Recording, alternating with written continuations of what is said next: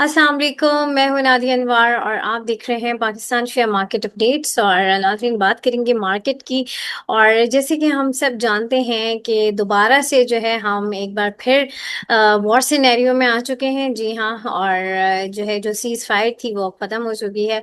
और इसका इम्पैक्ट हमने मार्केट पे हम देख रहे हैं, क्योंकि मार्केट में जो है एक बार फिर जो है हमने मंदी का जो है वो जोन देखा है। अब फर्दर आगे क्या स्टांस रहता है, क्योंकि मार्केट ने अभी रिकवर ही हुई थी कि एकदम से जो है अभी मार्केट में इस तरीके से जो है इस न्यूज़ का इम्पैक्ट आया है। और obviously oil is the major thing जिस जो हमें जो है बॉदर करता है। और मज़ीद ऑयल बढ़ा भी, थोड़ा सा कम भी हुआ, बढ़ा भी। आगे क्या लग रहा है, क्या स्ट्रैटेजी होनी चाहिए इस वक्त? और लॉन्ग टर्म के लिए तो पोजीशन इतनी अलार्मिंग नहीं है, जैसे कि हम मार्केट में देख रहे थे, लिक्विडिटी वगैरह, वॉल्यूम्स वगैरह सब बहुत अच्छे थे। लेकिन चूंकि जो लोग शॉर्ट टर्म, मीडियम टर्म जो ट्रेडिंग है, उन जो ट्रेडर्स हैं, उनके लिए मार्केट अब क्या होगी, कैसी होगी, थोड़ी सी इसके हवाले से भी बात कर लेंगे। जी हाँ, और आज हमारे साथ मौजूद हैं जमशेद हसन साहब, जो कि हेड ऑफ नॉर्थ है स्पेक्ट्रम सिक्योरिटीज में। जी हाँ, उनसे हम जानेंगे, बात करेंगे।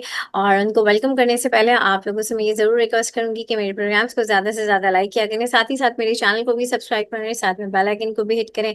और इसके अलावा आपने इसको शेयर करना है सबके साथ, ताकि लोगों के इन्वेस्टमेंट की और साथ ही साथ फाइनेंशियल मार्केट की अवेयरनेस हो। तो चलिए जी, चलते हैं अपने गेस्ट की तरफ, उनको वेलकम करते हैं। अस्सलाम वालेकुम सर। जी वालेकुम अस्सलाम। थैंक कैसे यू हैं सर? मैम। जी अल्हम्दुलिल्लाह जी।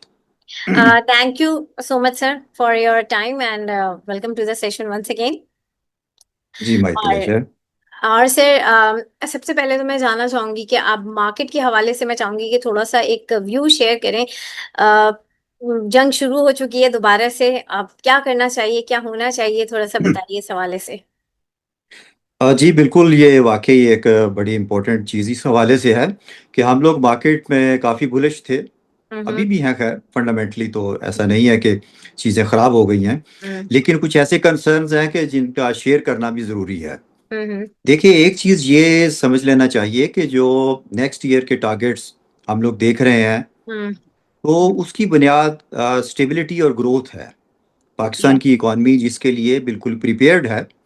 लेकिन किसी भी किस्म के एक्सटर्नली या इंटरनली अगर डिस्टेबलाइजेशन होती है या इकोनॉमिक रिस्क बढ़ता है, हम्म। तो उसका इम्पैक्ट फिर स्टॉक मार्केट की वैल्यूएशन पर होता है।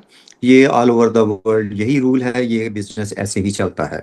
हम्म। अगर हम देख लें तो हमारी मार्केट इस वक्त कोई 10 की पी के ऊपर ट्रेड हो रही है और फॉरवर्ड की पी तकरीबन 7 है। तो इसका मतलब ये है आम बंदे के लिए कि मार्केट को बहुत सस्ती नहीं है। इसमें वैल्यू ज़रूर है गोइंग फॉरवर्ड हम्म। के ग्रोथ की बुनियाद पर, कि आगे ग्रोथ आएगी, उससे अर्निंग्स बढ़ जाएंगी, इकोनॉमिक स्टेबिलिटी रहेगी, तो उससे फिर स्टॉक्स इससे ज़्यादा ऊपर प्राइसेस पर जाएंगे। लेकिन अगर कोई भी ऐसी चीज़ सिस्टम के अंदर होती है कि जैसा कि ये यूएस ईरान कॉन्फ्लिक्ट है या वार कह लें, तो इसमें यह है कि इससे डायरेक्ट एनर्जी प्राइसेस पे इफेक्ट आता है।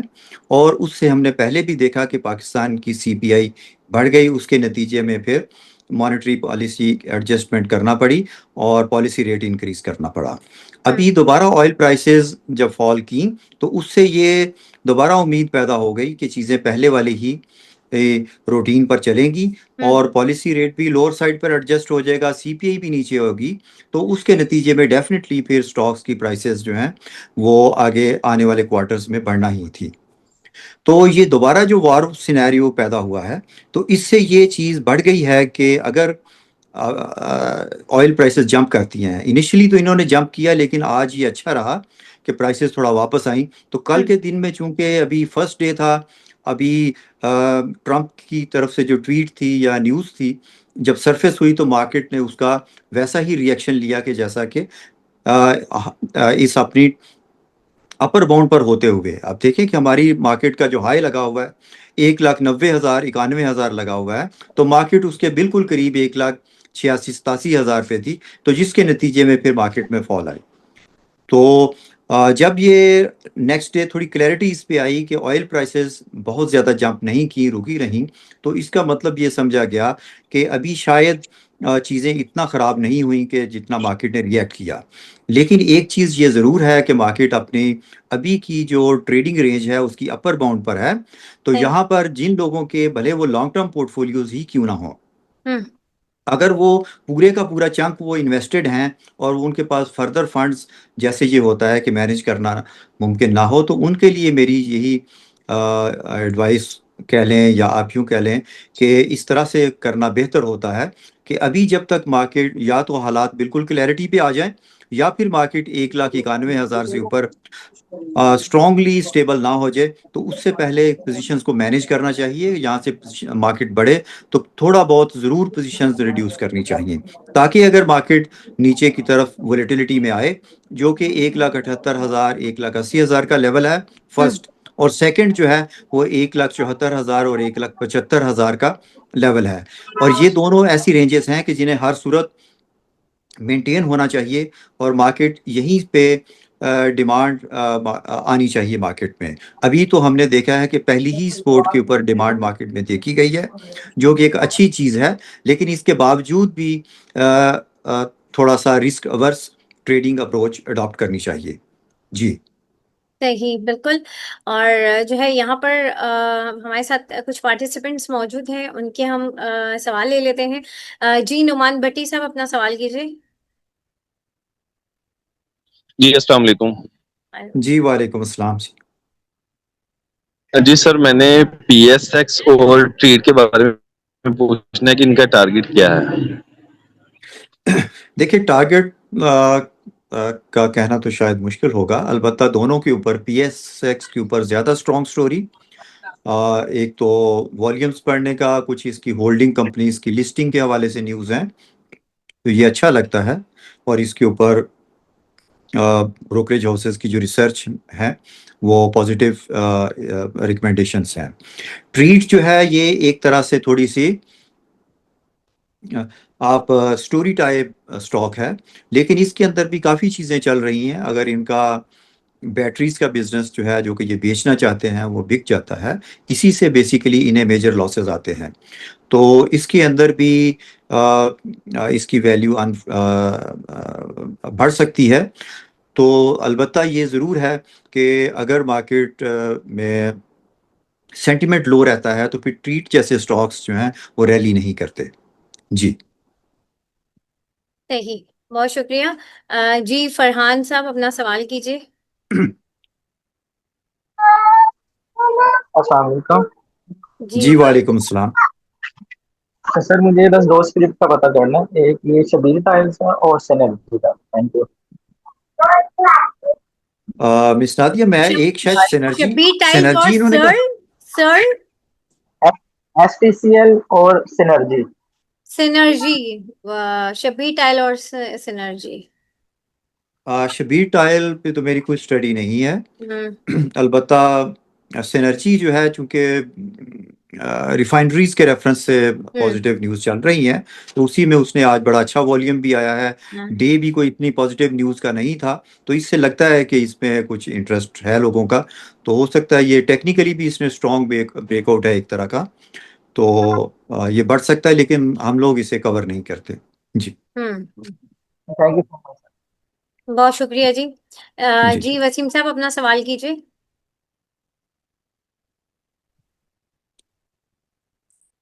जी अस्सलाम वालेकुम।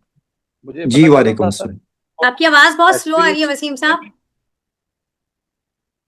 एक तो मुझे एचपीएल के बारे में पता करना था, और दूसरा आप मार्केट को किस तरह से देख रहे हैं 2027 एंड तक मार्केट का क्या बिहेवियर रहेगा।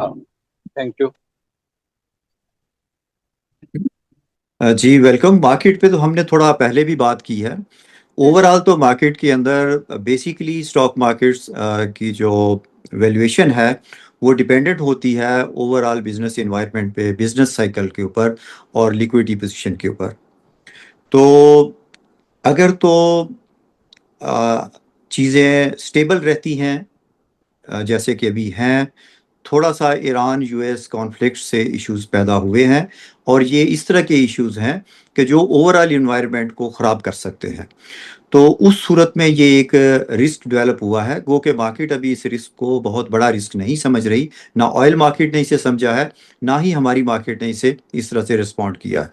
लेकिन ये समझ लेना चाहिए कि कोई भी ऐसी चीज़ जो पाकिस्तान के अंदर पॉलिटिकल सिस्टम की स्टेबिलिटी को हर्ट करे, या हमारी इकोनॉमिक स्टेबिलिटी को हर्ट करे, या ओवरऑल इकोनॉमिक ग्रोथ को हर्ट करे, तो उसके नतीजे में फिर स्टॉक मार्केट उसका असर लेती है और इसकी वैल्यूएशन चेंज होती है। अगर ये चीज़ें अभी जिस तरह से स्टेबल चल रही हैं और एक ग्रोथ की उम्मीद है, इसी तरह से रहती हैं, तो 2027 में मार्केट अच्छी लगती है और ये बढ़नी चाहिए।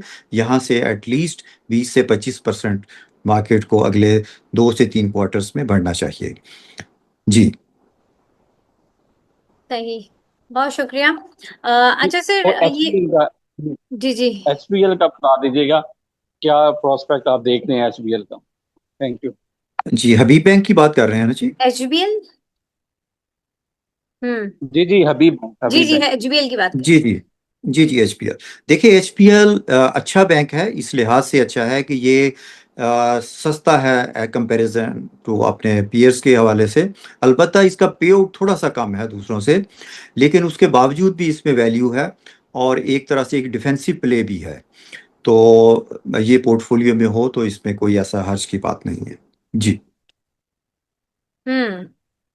अच्छा सर, सर थोड़ा सा बैंकिंग सेक्टर, और जो है मैं चाहूंगी कि इस वक्त थोड़ा सा जो शॉर्ट टर्म में या जो मीडियम टर्म के लोग हैं, उनके लिए इस वक्त कौन से सेक्टर ज्यादा अट्रैक्टिव हैं?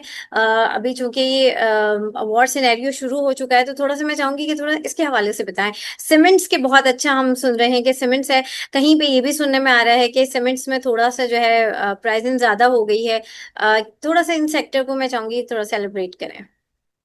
जी, बिल्कुल, इस पे बात करते हैं हम लोग। हम्म देखिए, एक चीज़ तो ये है कि अगर हम सीमेंट सेक्टर को ही देख लें सबसे पहले, हम्म तो सीमेंट सेक्टर जो है, आप देखें कि इंडस्ट्री जो है 56 टू 57% कैपेसिटी यूटिलाइजेशन पे चल रही है। इसके बावजूद भी सीमेंट कंपनीज जो हैं, इनके मार्जिन्स अच्छे हैं और प्रॉफिट कर रहे हैं।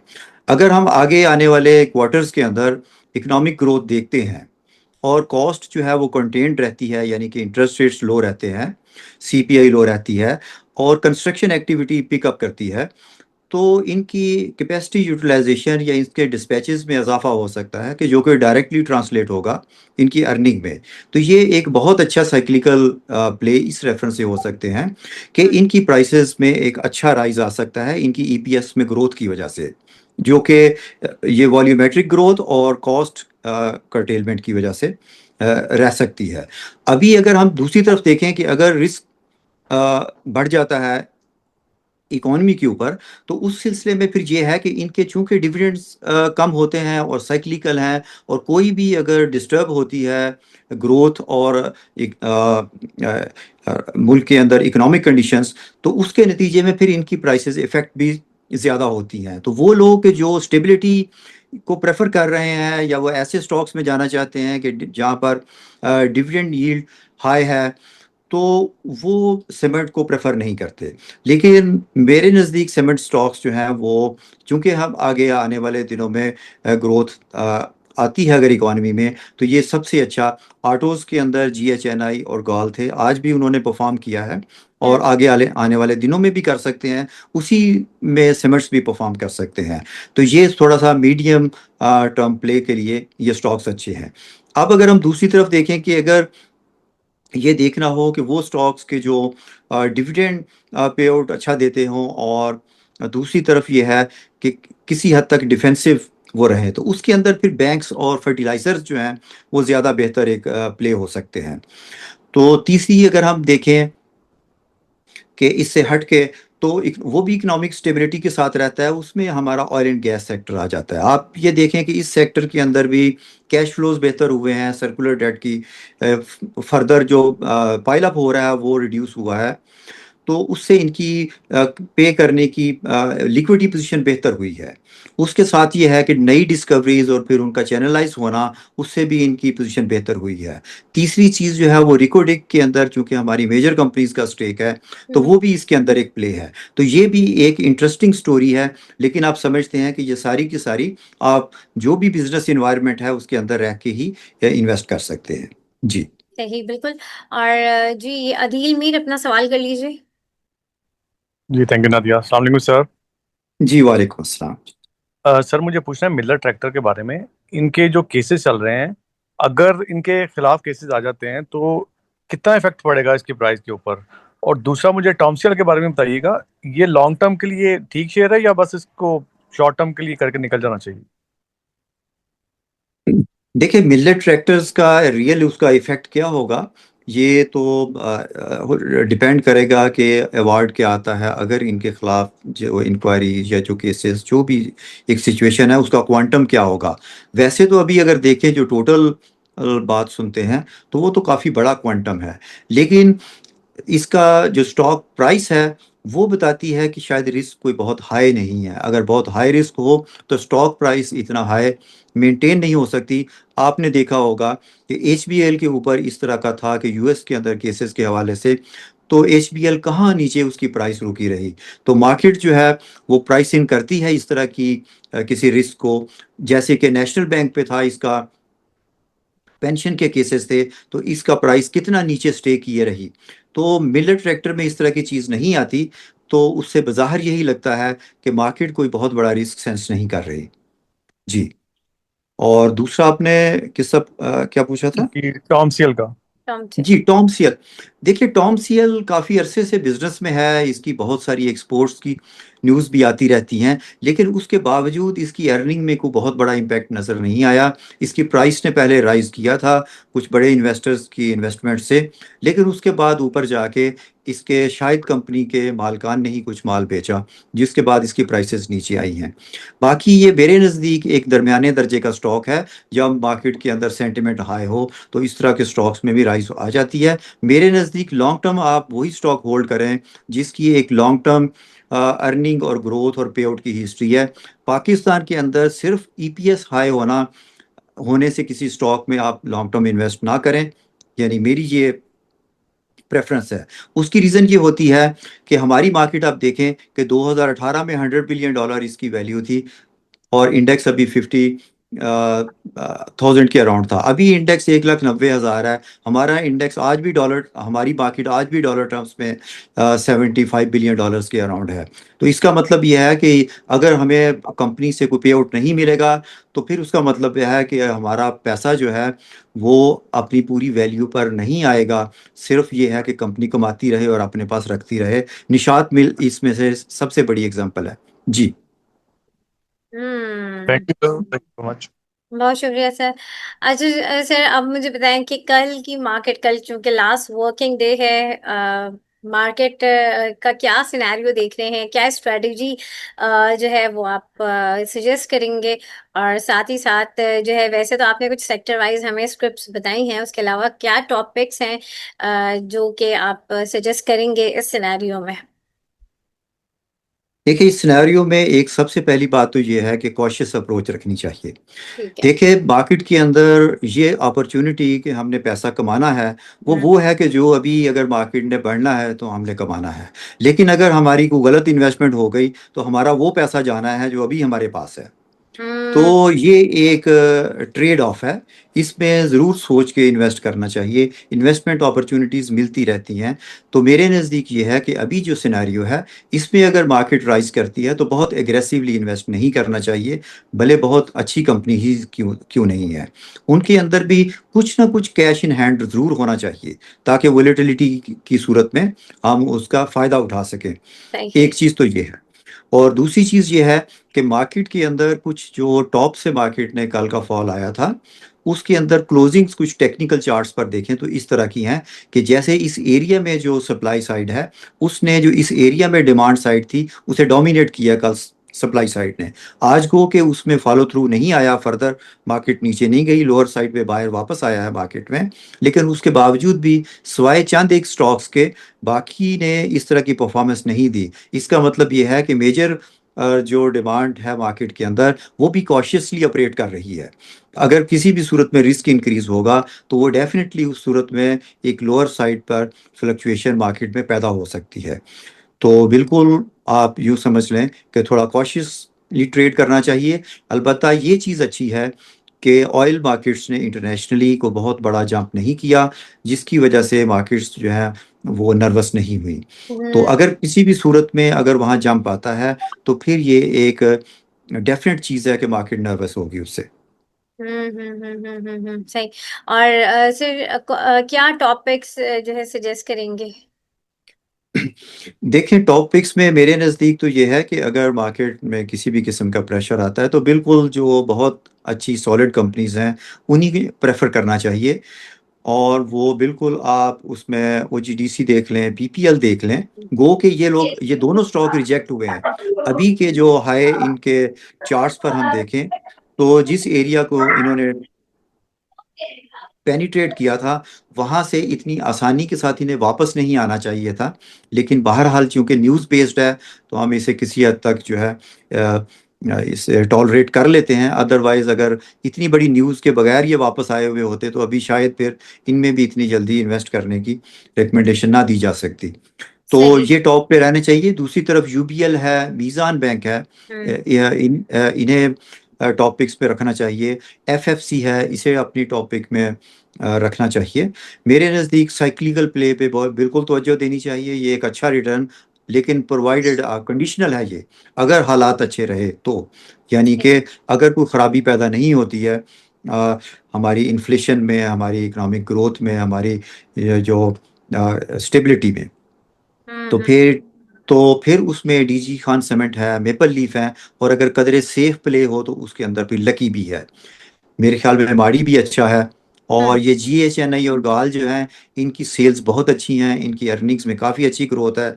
और मेरे नज़दीक इनमें कोई, और ये सस्ती हैं, आप पूरे इस सेक्टर में देख लेंगे तो ये अपनी मल्टीपल्स के हवाले से चीप हैं। तो जो भी स्टॉक हो आप ये ज़रूर देखें कि हम फॉरवर्ड की P7 के ऊपर बहुत अग्रेसिवली बाय नहीं कर सकते।